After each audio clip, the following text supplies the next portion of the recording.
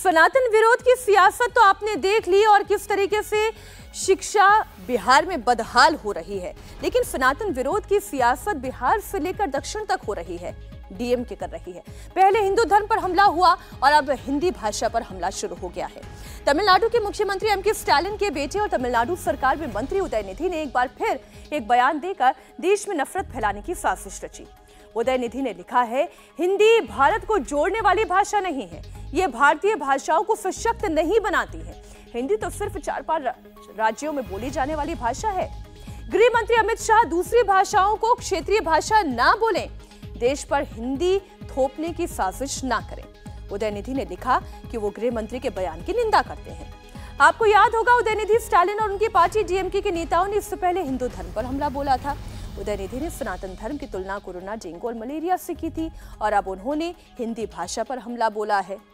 उदयनिधि का ये बयान गृह मंत्री अमित शाह के एक बयान के विरोध में आया है। दरअसल हिंदी दिवस पर यह वो बयान था जो गृह मंत्री अमित शाह की ओर से दिया गया था। सुनिए जरा। हमारी सभी भारतीय भाषाएं और बोलियां हमारी सांस्कृतिक धरोहर है, जिन्हें हमें एक साथ लेकर चलना है। हिंदी की किसी भी भारतीय भाषा से न कभी स्पर्धा थी और न कभी हो सकती है। हमारी सभी भाषाओं को सशक्त करने से ही एक सशक्त राष्ट्र का निर्माण होगा। मुझे विश्वास है कि हिंदी सभी स्थानीय भाषाओं को सशक्त बनाने का माध्यम बनेगी।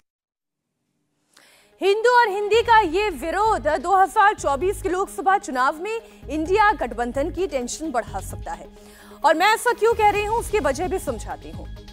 कुल लोकसभा सीटें 543 है, जिनमें दक्षिण भारत के जिन 5 राज्यों में हिंदी के विरोध वाली सियासत होती है वहां कुल लोकसभा सीटें महज 129 हैं।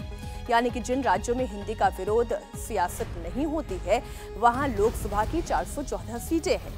अब जरा ये सोचिए, जब इंडिया अलायंस में शामिल एक प्रभावशाली दल हिंदी का विरोध करेगा तो क्या हिंदी भाषी राज्यों का वोटर असहज नहीं होगा?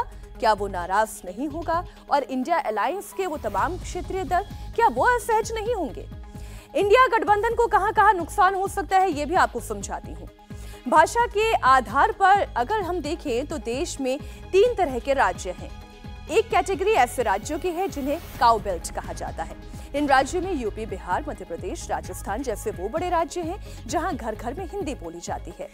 ऐसे हिंदी राज्यों में लोकसभा की कुल 225 सीटें हैं।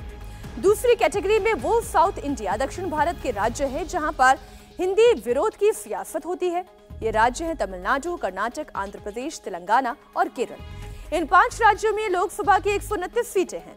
अब तीसरी कैटेगरी आती है उन राज्यों की जहां की मातृभाषा हिंदी तो नहीं है, लेकिन वहां पर हिंदी बोली जाती है, समझी जाती है और वहां के लोग हिंदी का विरोध भी नहीं करते।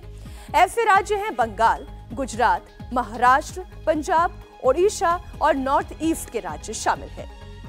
यानी कि कुल मिलाकर कहानी यह है कि हिंदी और हिंदू का जितना विरोध डीएमके करेगा उतना नुकसान कांग्रेस को होता जाएगा। और ये मैं क्यों कह रही हूं उसके पीछे भी एक कारण है। 2019 के लोकसभा चुनाव में 190 ऐसी सीटें थी जहां कांग्रेस और बीजेपी की सीधी टक्कर हुई थी। इन सीटों पर इंडिया अलायंस में शामिल किसी क्षेत्रीय दल का कोई असर नहीं है।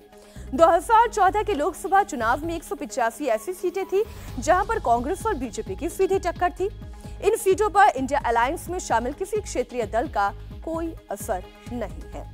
अब कांग्रेस और बीजेपी की इस सीधी टक्कर का रिजल्ट क्या निकला वो आप देखेंगे तो समझ जाएंगे कि कांग्रेस इतनी टेंशन में क्यों है।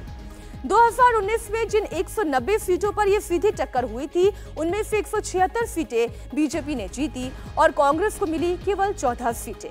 2014 में 185 सीटों पर यह सीधी टक्कर हुई थी, उनमें से 162 सीटें बीजेपी ने जीती और कांग्रेस को मिली केवल 23 सीटें। अब सवाल ये है कि 2024 के चुनाव में जिन तकरीबन 200 सीटों पर कांग्रेस और बीजेपी में सीधा मुकाबला होना है वहां तो इंडिया गठबंधन के क्षेत्रीय दलों का कोई वजूद ही नहीं है। ऐसे में हिंदी और हिंदू के विरोध वाली पॉलिटिक्स से सबसे ज्यादा नुकसान कांग्रेस को होगा। देश में ऐसे 11 राज्य हैं और ऐसी 150 लोकसभा सीटें हैं जहां इंडिया अलायंस के क्षेत्रीय दलों का कोई असर नहीं है। एक मैप के जरिए समझे, यहाँ कांग्रेस को बीजेपी से अकेले लड़ना है। मध्य प्रदेश के 29, राजस्थान के 25, गुजरात की 26 और कर्नाटक की 28 सीटें। इसके अलावा छत्तीसगढ़ की 11, असम की 14, उत्तराखंड की 5, हिमाचल प्रदेश की 4, अरुणाचल प्रदेश की 2, चंडीगढ़ की 1 और गोवा की 2 लोकसभा सीटों पर कांग्रेस को अपने गठबंधन में शामिल किसी भी क्षेत्रीय दल से कोई मदद नहीं मिलने वाली है। इसके बावजूद क्या ये सियासत यूं ही जारी रहेगी या कांग्रेस इस पर अंकुश लगाने की कोशिश करेगी, इस पर तो नजर हमारी भी बनी हुई है। इंडिया टीवी हर वक्त हर जगह डाउनलोड करने के लिए सर्च करें India TV news Google play store या ऐप स्टोर पर।